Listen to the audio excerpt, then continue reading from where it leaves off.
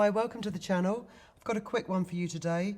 These are these handy triangular pattern weights, and they're filled with rice, or you can use poly beads in it, or I wouldn't suggest sand because a lot of fabrics, the sand will eventually come out of them. But as long as they're kept dry, rice or pulses is a perfect thing to put in here. And if you're a dressmaker and you've laid everything out on the floor and you just want to hold your patterns in place instead of pinning them while you cut them out, then this is the perfect thing for you.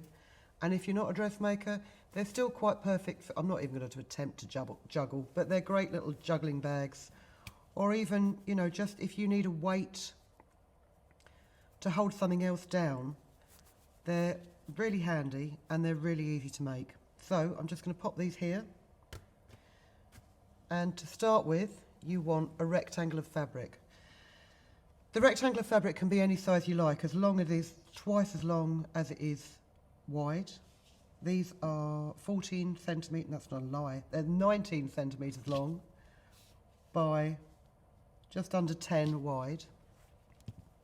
And you also need a strip of fabric that you can use to make a small piece of piping with.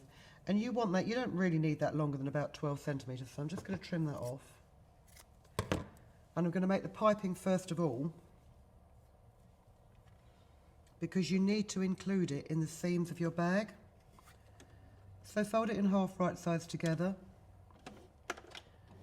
and simply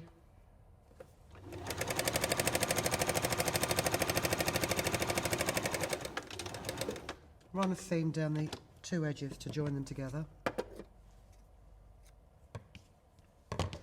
And I've mentioned this before, if you can get yourself a piping turner, it's like a metal hook, almost like a latch hook at the end, that you simply pop onto the hook. There's a little point that goes through the fabric, locks it onto the hook, and then you can ease your fabric through.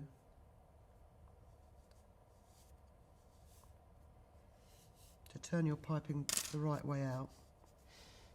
And then I like to just pop a knitting needle in there to flatten that seam properly.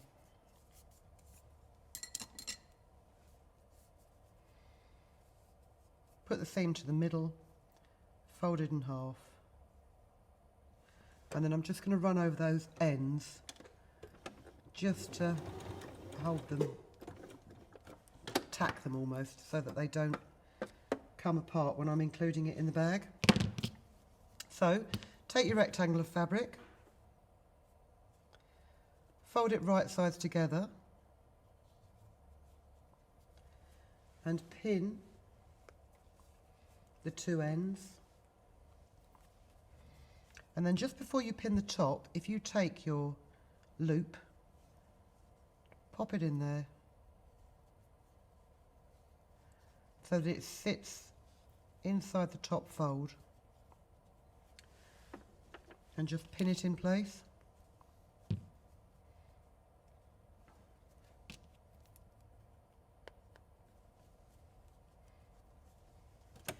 And then sew with a 5mm seam. Sew a third of the way down that seam, stop, lock it off, and cut your thread. And then start again about 3 centimetres away. My needles come unthreaded, as is always the way when I cut my thread too short.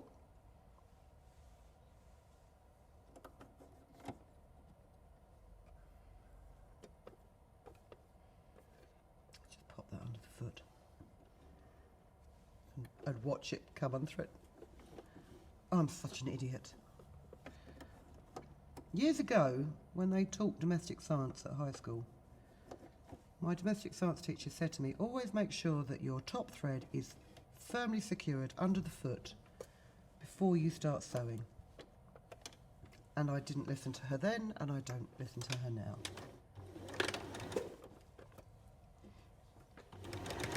So continue sewing that seam. Make sure your needle's in the fabric before you turn the corner. And sew right back to the end.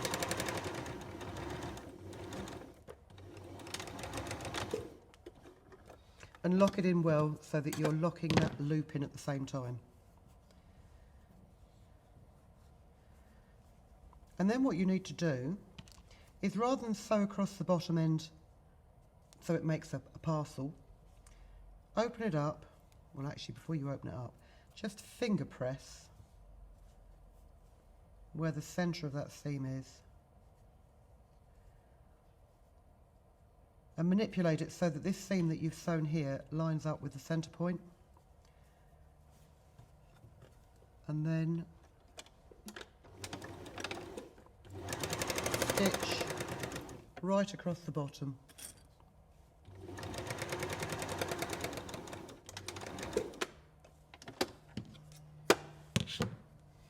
So there you have your triangular parcel. Now I've left the smallest turning gap in the world here, so if I can get this the right way out without splitting the seam, I think a round of applause is in order. Easiest way to do it, if you can find that hanging loop and pull it out and gently manipulate it through,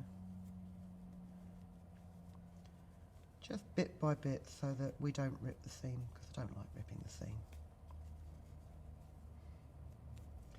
But there is a reason for leaving quite a small turning gap, and it's because it just makes the next part of the process much less liable to error. And if I can do anything to prevent a mishap while I'm being filmed, I will do. Doesn't always work, in as much as I can't even turn this inside out. Hold on. There you go. That's done. And then just grab your knitting needle and just push out, not too hard, push out those extra corners, like so. So there is your pattern weight, but obviously it's not very weighty at the minute. So if you grab yourself a funnel, if you don't have a funnel, then you can make one from make a cone from a piece of card or paper. Make sure that the end of your funnel actually isn't so large that it won't fit in the turning gap. And then also make sure that you hold your fabric against the end of the funnel, because as this starts to fill up with long grain rice, it will obviously get weightier.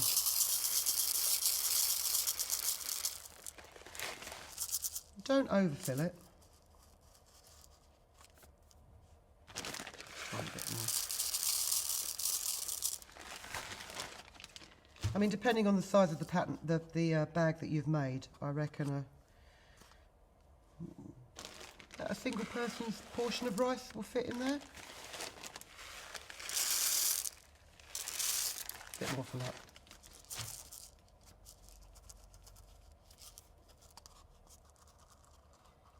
Shake it right down. Remove your funnel, and then before you do anything else, just fold in the edges of that gap and pin them before the rice escapes. And now can you see why I left a really small turning gap? Because there's less chance of the rice coming out. Here I have a pre-threaded needle and cotton, and I'm just going to go into the gap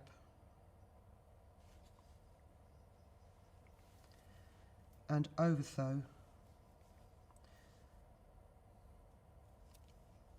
the folded edges.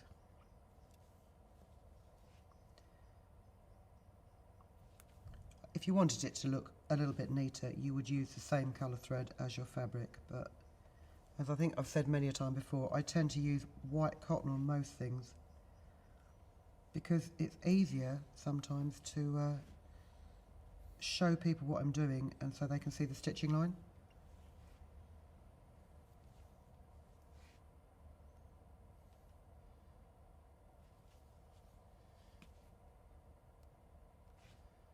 Just tuck that in there.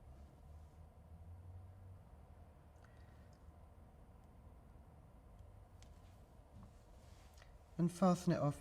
Fasten it off quite securely, because if you do get a lot of use out of these, it's like, you know, if you get bean bags, all of a sudden you walk into the living room one day and there's loads of little polystyrene balls all over the floor and you don't know where they've come from.